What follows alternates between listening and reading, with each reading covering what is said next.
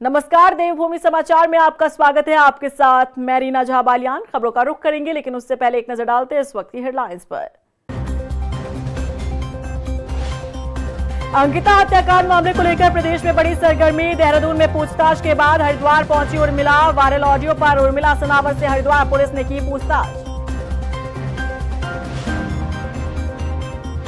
CM Dhami ने प्रदेश भर में चल रहे विकास कार्यों पर लिया अपडेट। कहा, वित्तीय वर्ष खत्म होने से पहले पूरे किए जाएं अधूरे काम। आपसी तालमेल बनाकर विभागों से कार्य करने के निर्देश। उत्तराखंड पहुंची कांग्रेस प्रदेश प्रभारी ने पार्टी कार्यकर्ताओं में भरा जोश। आगामी कार्यक्रम और चुनावी रणनीति पर हुआ मंथन। मनरेगा में हुए बदलावों को लेकर बीजेपी पर हमलावर हुई शैलजा। और 27 विधानसभा चुनाव नजदीक आते राजनीतिक दलों का बढ़ने लगा कुनबा। कांग्रेस ने 30 रिटायर्ड कर्मचारियों को कराई पार्टी ज्वाइन। प्रदेश भर में चलेगा कांग्रेस का सदस्यता अभियान। उर्मिला सनावर जो पेशे से एक अभिनेत्री हैं और बड़े पर्दे पर अच्छा अभिनय भी करती आई हैं, लेकिन इन दिनों उत्तराखंड की सियासत में जिस तरह का भूचाल लाने का काम उन्होंने किया, उससे यह अंदाजा लगाना कठिन हो रहा है कि उर्मिला सनावर अंकिता को न्याय दिलाने के लिए ये सब कुछ कर रही हैं या फिर उर्मिला की नौटंकी जारी है। देख रिपोर्ट। क्या अंकिता को न्याय दिलाना चाहती है उर्मिला, या फिर उर्मिला कर रही नौटंकी? उर्मिला के पास है कोई सबूत या प्रदेश को कर रही गुमराह? क्या है उर्मिला का असली चेहरा?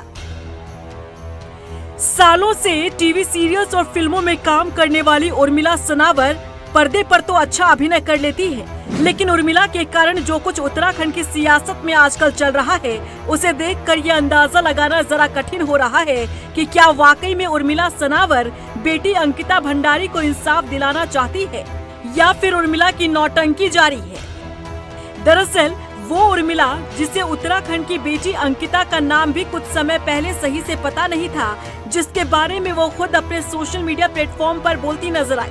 अंकिता की मैं नहीं जानती कौन अंकिता, मैं नहीं जानती कौन अंकिता भंडारी। फिर कैसे अंकिता को न्याय दिलाने के लिए उर्मिला सनावर ने सियासतदानों से भी पंगा ले लिया। वो गट्टू है, वो गट्टू को दिया था अंकिता ने उस रात, इसलिए उसकी हत्या होगी। जिस उर्मिला सनावर को अंकिता भंडारी हत्याकांड के बारे में कोई जानकारी तक नहीं थी, फिर कैसे उसने वीआईपी के नाम का खुलासा करते हुए उत्तराखंड में सियासी भूचाल ला दिया।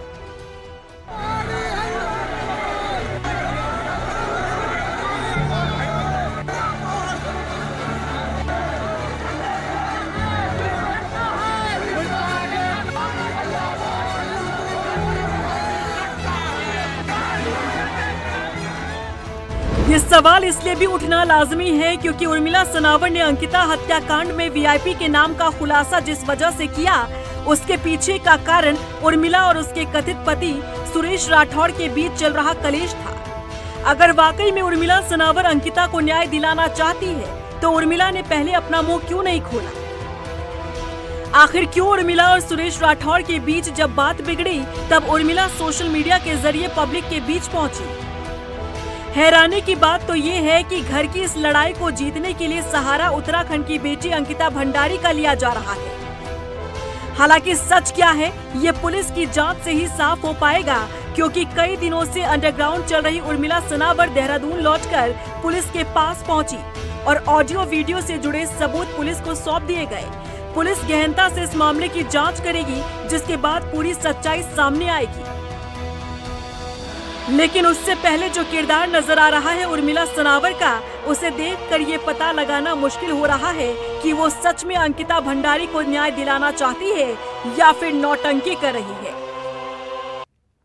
बीजेपी के पूर्व विधायक सुरेश राठौड़ और उर्मिला के बीच बातचीत का नया ऑडियो सोशल मीडिया पर तेजी से वायरल हो रहा है। वायरल ऑडियो ने पूरे मामले को नया मोड़ दे दिया है। यदि ऑडियो पर यकीन किया जाए तो ऐसा लग रहा है कि दुष्यंत गौतम और उर्मिला सनावर के बीच कुछ ऐसा चल रहा था जिसे सुरेश राठौड़ पचा नहीं पा रहे थे, और वो इतना बिदक गए कि उर्मिला पर दुष्यंत गौतम का नाम लेने का दबाव बना दिया। देख रिपोर्ट। दुष्यंत गौतम और उर्मिला के बीच क्या पक रही थी खिचड़ी? नए वायरल ऑडियो से मचा हड़कंप। नए ऑडियो ने दिया मामले को नया मोड़।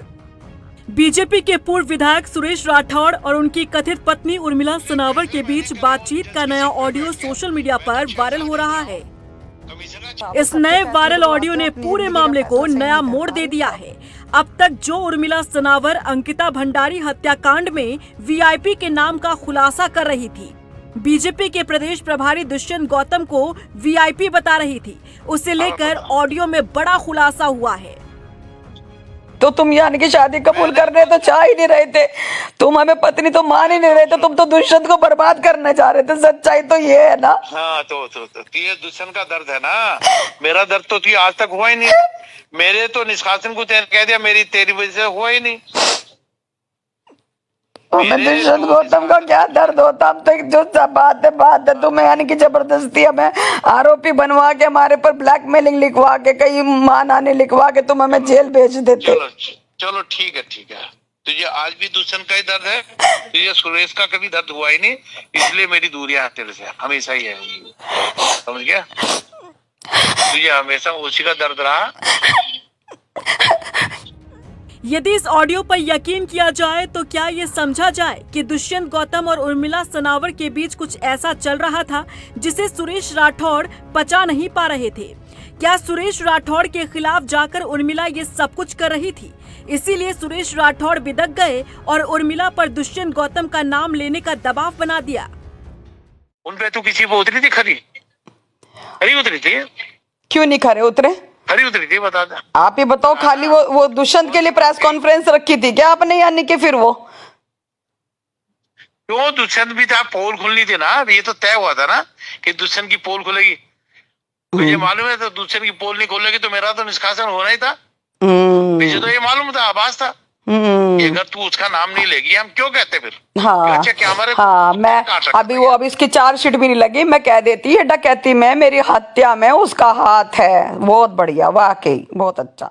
इस नए ऑडियो ने उर्मिला सनावर द्वारा किए जा रहे दावों को कमजोर कर दिया है, सवाल उठाने पर भी मजबूर कर दिया है कि क्या उर्मिला ने अब तक जो कुछ खुलासा किया वो सिर्फ सुरेश राठौड़ के कहने पर किया। सवाल ये भी कि क्या वाकई में दुष्यंत गौतम और उर्मिला के बीच खिचड़ी पक रही थी, जिससे सुरेश राठौड़ बिदक गए और बात यहाँ तक बढ़ गई कि पूरे उत्तराखंड में सियासी भूचाल आ गया। हालांकि सोशल मीडिया पर वायरल इस नए ऑडियो की हम पुष्टि नहीं करते। क्यों नहीं खरे उतरे? रफ्तार मीडिया के लिए देहरादून से ब्यूरो रिपोर्ट। खाली वो दुष्यंत के लिए प्रेस कॉन्फ्रेंस रखी थी क्या आपने, यानी कि फिर वो आज उत्तराखंड में जो माहौल उर्मिला सनावर और सुरेश राठौड़ ने पैदा किया है, क्या इस पूरे मामले में जांच के बाद इन दोनों पर कोई कार्रवाई होगी?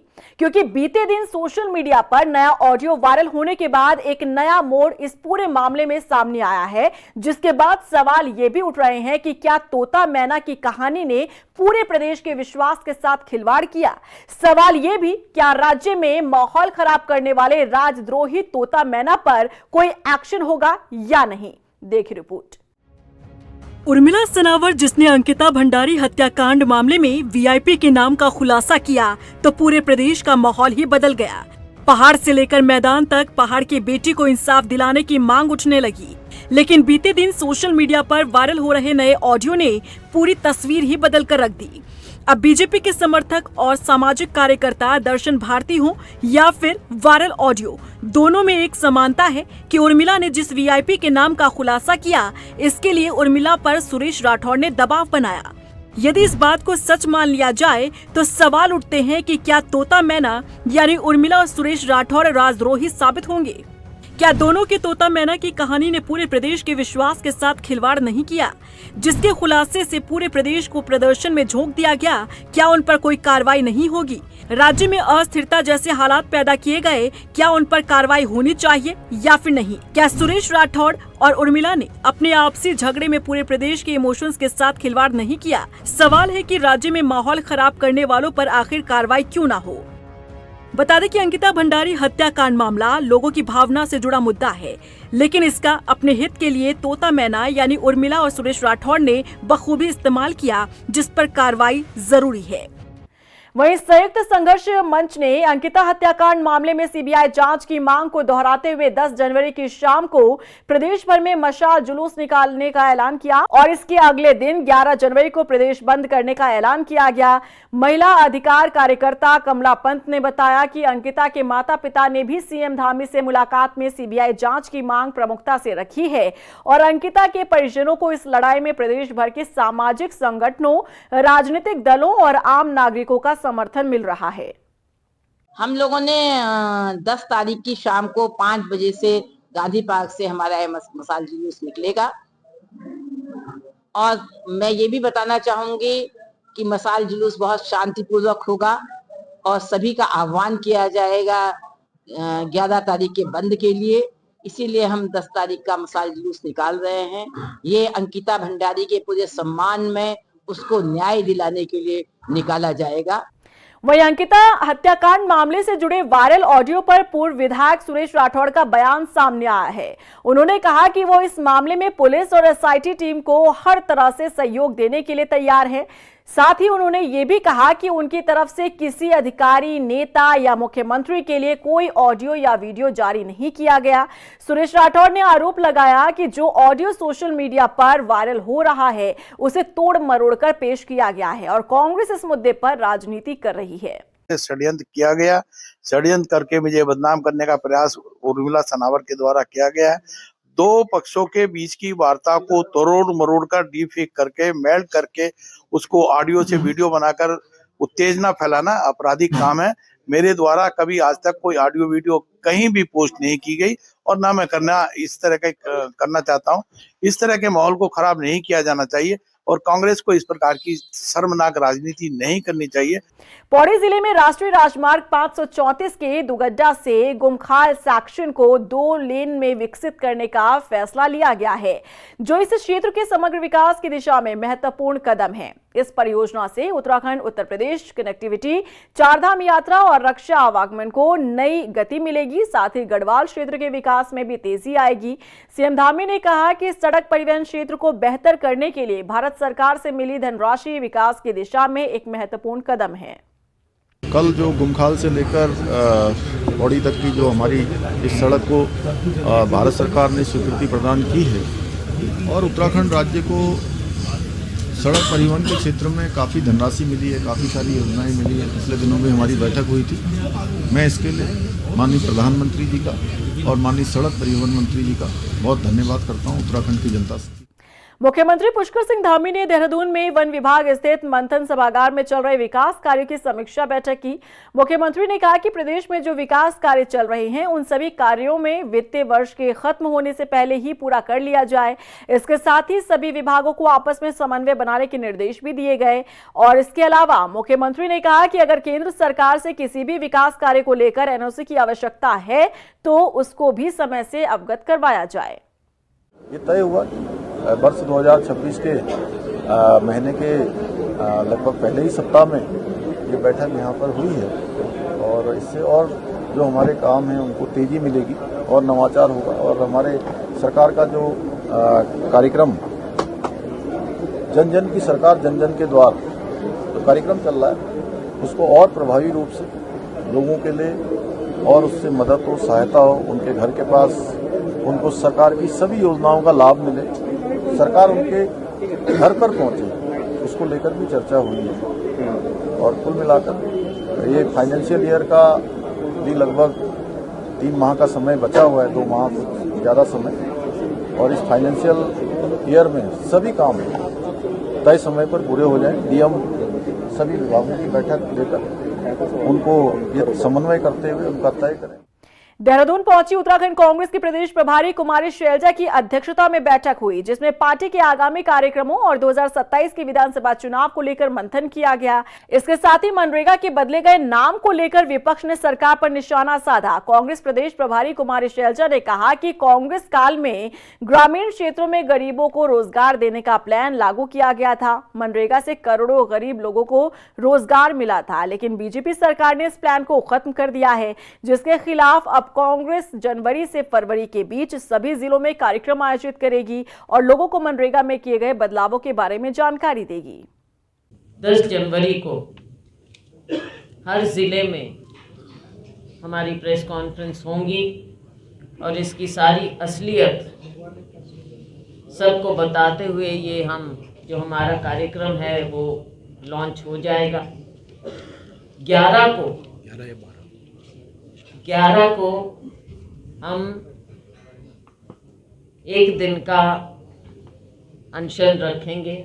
31 जनवरी से 6 फरवरी तक हम मनरेगा बचाओ धरना रखेंगे हर जिला पर। 7 फरवरी से ये हम आपके साथ शेयर भी करेंगे अभी सारा। 7 फरवरी से 15 फरवरी तक हम दिन तय करके विधानसभा घेराव रखेंगे। वहीं 2027 विधानसभा चुनाव के नजदीक आते ही सभी राजनीतिक पार्टियां अपना कुनबा बढ़ाने में लगी है। कांग्रेस प्रदेश मुख्यालय में आज 30 रिटायर्ड कर्मचारियों ने पूर्व मुख्यमंत्री हरीश रावत और कांग्रेस के प्रदेश अध्यक्ष गणेश गोदियाल की मौजूदगी में कांग्रेस की सदस्यता ग्रहण की और इस दौरान गणेश गोदियाल ने कहा कि कांग्रेस पार्टी में रिटायर्ड कर्मचारियों का आना कांग्रेस को मजबूती देगा। साथ ही आम जनता भी कांग्रेस पार्टी को खुलकर समर्थन दे रही है। सरकारी सेवा से निवृत्त हुए पूर्व अधिकारियों ने कांग्रेस पार्टी ज्वाइन की है, ये बड़ी खुशी की बात है। और आम लोग अब खुलकर सामने आने लगे हैं कि जिस प्रकार से केंद्र की सत्ता में और राज्य की सत्ता में निरंकुश सत्ता बैठी हुई है, उसके खिलाफ मुखर होकर आवाज उठाने की आवश्यकता है। देखिए, मैं बताऊं, मेरे स्वयं के फादर उपाध्यक्ष रहे कांग्रेस के, वो क्या अब नहीं है इस दुनिया में, तो हम लोग शुरू से कांग्रेस से जुड़े हुए हैं। हमको पता है, मैं अभी रिटायर हुआ 40-42 साल की सेवा के बाद, मुझे पता है कांग्रेस ने क्या किया देश के लिए। कांग्रेस किस प्रकार देश को मजबूत कर सकती है। कांग्रेस के टाइम में कितना कुछ देश में जो है क्या कहते प्रगति हुई है। ये भी 11 साल में बैठे ने पूरे देश का नाश कर दिया भाजपा ने। वहीं बांग्लादेश में हो रही हिंदुओं की हत्या पर हल्द्वानी में कांग्रेस ने भारी नाराजगी जताई। कांग्रेस विधायक सुमित हृदेश के नेतृत्व में कांग्रेस कार्यकर्ताओं ने एसडीएम कोर्ट में प्रदर्शन किया और बांग्लादेश के खिलाफ जमकर नारेबाजी की। विधायक सुमित हृदेश ने आरोप लगाया कि बांग्लादेश में अल्पसंख्यक हिंदुओं पर लगातार अत्याचार किया जा रहा है, लेकिन अंतर्राष्ट्रीय स्तर पर इसका गंभीरता से ध्यान नहीं दिया जा रहा है। नहीं, भारत सरकार चुप्पी साध के क्यों बैठी है, जबकि 1971 में जब आज़ादी मिली थी बांग्लादेश को, तो तब के तत्कालीन प्रधानमंत्री बांग्लादेश के जो थे शेख मुजीबुर रहमान और भारत की सरकार में जब तत्कालीन प्रधानमंत्री इंदिरा गांधी जी थी, उनके बीच में एग्रीमेंट हुआ था कि कभी भी हिंदुओं पे अगर कोई शोषण होगा तो भारत को अधिकार है कि हस्तक्षेप करे। आज हम भारत सरकार से मांग करते हैं कि वहाँ पे जो हिंदुओं पे, अल्पसंख्यकों पे अत्याचार हो रहा है, उसके लिए अंतर्राष्ट्रीय जो संयुक्त राष्ट्र संघ है उसमें तो आवाज उठाए। जैसा कि हम जानते हैं कि बांग्लादेश में जिस तरीके से हमारे हिंदू भाइयों की लगातार निरंतर हत्या होती जा रही है, उनका शोषण किया जा रहा है, हम लोग आज भारत सरकार से ये मांग करते हैं कि भारत सरकार हमारे जो बांग्लादेश में रह रहे हिंदू हैं उनकी रक्षा करना सुनिश्चित करे। और अगर कोई भी ऐसी कार्रवाई जिससे कि हमारे लगता है कि बांग्लादेश अगर अपनी मनमानी से, अपनी हठधर्मिता से नहीं मान रहा है, तो कहीं ना कहीं पर जिस तरीके से हमारी पूर्व प्रधानमंत्री इंदिरा गांधी जी ने बांग्लादेश के जो टुकड़े किए थे, उसी तरीके से एक और ऐसा मौका इस सरकार को करना चाहिए और निश्चित रूप से एक करारा सबक जो है एक बांग्लादेश सिखाना चाहिए। यही हम लोगों की मांग है। वहीं गदरपुर के गुलरभोज में जन जन की सरकार जन जन के द्वार अभियान के तहत बहुउद्देशीय शिविर का आयोजन किया गया, जिसमें स्थानीय लोगों ने अपनी समस्याओं को रखा। मौके पर मौजूद संबंधित अधिकारियों ने कई समस्याओं का मौके पर निस्तारण भी किया। वहीं जनता को सरकार की जन कल्याणकारी योजनाओं की भी जानकारी दी गई। और ये बहुत अच्छी पहल है सरकार द्वारा। और यहाँ पर जो ज़्यादातर समस्याएं लोगों के राशन कार्ड जो नहीं बन पा रहे हैं उसकी समस्याएं हैं, और आधार कार्ड अपडेट जो नहीं हो पा रहे हैं उसकी समस्याएं हैं लोगों की, और स्वास्थ्य संबंधी जो बहुत सारी समस्याएं जो लोगों के यहाँ आके, जैसे विकलांग सर्टिफिकेट है, वो अगर एक्सीडेंट हो जाए और उसके बाद विकलांग सर्टिफिकेट बनाने के लिए अगर हॉस्पिटल जाते हैं तो कहते हैं ये तो हम बना नहीं पाएंगे। यहाँ आके कहीं ना कहीं उनको राहत मिलती है, अधिकारियों के सामने उनको जो है यहाँ आके उनके काम हो जाता है। देहरादून में त्रिपुरा के छात्र एंजल चकमा की हत्या के मामले में फरार छठे आरोपी की लोकेशन का स्ट्रॉन्ग इनपुट पुलिस को मिल चुका है। माना जा रहा है कि दून पुलिस जल्द ही आरोपी को गिरफ्तार कर लेगी। एसएसपी अजय सिंह का कहना है कि दून पुलिस को फरार आरोपी के इनपुट मिले हैं और आरोपी को 24 घंटे के भीतर गिरफ्तार कर लिया जाएगा। बता दें कि घटना में शामिल फरार आरोपी राज अवस्थी पर पुलिस मुख्यालय ने 1 लाख और दून एसएसपी ने 25,000 रुपए का इनाम घोषित किया है। देखिए, जो एक दुखद घटना हुई थी छात्र के साथ, उसमें जो 5 लोग थे वो तो अरेस्ट हो गए थे। एक जो नेपाल मूल का था, चूँकि उसका अपने परिवार से बहुत सालों से संपर्क नहीं था और वो यहाँ पर भारत में खासकर देखा देहरादून, हरिद्वार, अन्य जगहों पर उसने काम किया, उसके बहुत ज़्यादा लोग संपर्क में नहीं थे। लेकिन जो अभी आपके आज जो हमें इनपुट मिला है उसमें लगता है कि हमारी टीम इसको जल्दी 24 घंटे के अंदर कहीं न कहीं इसको अरेस्ट हो जाना चाहिए। हल्द्वानी में जिला विकास प्राधिकरण की बोर्ड बैठक आयोजित की गई। आवासीय और कमर्शियल के 112 मामलों की सुनवाई हुई। इस दौरान जिसमें कुमाऊं कमिश्नर दीपक रावत ने जिला विकास प्राधिकरण को निर्देश दिए कि जिन भवनों का आवासीय नक्शा पास हो रहा है उसका दुरुपयोग ना हो और इसका विशेष ध्यान रखा जाए। इसके अलावा बाहरी व्यक्तियों द्वारा जिले में खरीदी गई जमीनों पर बन रहे आवासीय और कमर्शियल स्ट्रक्चर की लगातार मॉनिटरिंग करने के भी निर्देश दिए। देखिए, बोर्ड में 2-3 तरह की चीज़ें आती हैं। एक तो वो है कि जहाँ पे कोई व्यक्ति निर्माण करना चाहता है और वो लैंड यूज़ प्राधिकरण की बोर्ड से ही अनुमन्य हो, एक तो वो मैटर्स थे। अब भीमताल के बहुत से लोग ऐसे हैं जिनमें कि उसमें लोकल्स भी हैं, आउटसाइडर्स भी हैं। काफ़ी एरिया भीमताल का आज की तारीख में नगर निकाय के अंतर्गत आ चुका है, तो लिहाजा उसमें कृषि नहीं हो रही है। तो पूर्व में ये देखा गया था कि कई बार इसका जो वहाँ पे अनुमन्य है 60 वर्ग मीटर का कृषि जोन में, उसका मिसयूज़ हो रहा था। तो लोग या तो उसके जगह होटल्स बना दे रहे थे या फिर अन्य कोई निर्माण कर रहे थे 60 वर्ग मीटर से ज़्यादा। तो इसलिए तय किया था कि इनको बोर्ड के समक्ष रखा जाए फोटोग्राफ्स के माध्यम से। रुड़की में बिजली चोरी के खिलाफ ऊर्जा निगम ने बड़ी कार्रवाई को अंजाम दिया है। विजिलेंस, पीएसी और ऊर्जा निगम की संयुक्त टीम ने एक साथ 5 गांवों में छापेमारी कर 160 से ज्यादा बिजली चोरी के मामलों का खुलासा किया। जांच में सामने आया कि कई घरों में सीधे बिजली के पोल से अवैध तार डालकर बिजली इस्तेमाल की जा रही थी। ऊर्जा निगम ने विद्युत चोरी अधिनियम के तहत मुकदमे दर्ज कराए। साथ ही बिजली चोरी के खिलाफ आगे भी अभियान जारी रखने की बात कही गई। और हमें ये जानकारी प्राप्त हो रही थी कि कुछ गांवों में लगातार विद्युत चोरी की शिकायतें चल रही थी और जब भी हम कोशिश करते थे तो हमारे पहुंचने के पहले कहीं न कहीं ऐसा होता था कि वो तार निकाल लिया करने में प्रयास हो जाया करते थे और हम पकड़ नहीं पाते थे। आज हमने सुबह लगभग 5:30 बजे इस कार्रवाई को शुरू किया और हमने इस कार्रवाई घोड़ेवाला गाँव से स्टार्ट करी, फिर घोड़ेवाला, मरगोपुर, डेरी भौरा, बड़ी राजपुतान, उससे वहाँ से होते हुए हमने बेरड़ा तक अपनी चेकिंग करी। और इसी के साथ फिलहाल इस बुलेटिन में बस इतना ही, लेकिन चलते चलते एक नजर डालते इस वक्त की हेडलाइंस पर। अंकिता हत्याकांड मामले को लेकर प्रदेश में बड़ी सरगर्मी। देहरादून में पूछताछ के बाद हरिद्वार पहुंची उर्मिला। वायरल ऑडियो पर उर्मिला सनावर से हरिद्वार पुलिस ने की पूछताछ। सीएम धामी ने प्रदेश भर में चल रहे विकास कार्यों पर लिया अपडेट। कहा वित्तीय वर्ष खत्म होने से पहले पूरे किए जाएं अधूरे काम। आपसी तालमेल बनाकर विभागों से कार्य करने के निर्देश। उत्तराखंड पहुंची कांग्रेस प्रदेश प्रभारी ने पार्टी कार्यकर्ताओं में भरा जोश। आगामी कार्यक्रम और चुनावी रणनीति पर हुआ मंथन। मनरेगा में हुए बदलावों को लेकर बीजेपी पर हमलावर हुई शैलजा। और 27 विधानसभा चुनाव नजदीक आते राजनीतिक दलों का बढ़ने लगा कुनबा। कांग्रेस ने 30 रिटायर्ड कर्मचारियों को कराई पार्टी ज्वाइन। प्रदेश भर में चलेगा कांग्रेस का सदस्यता अभियान।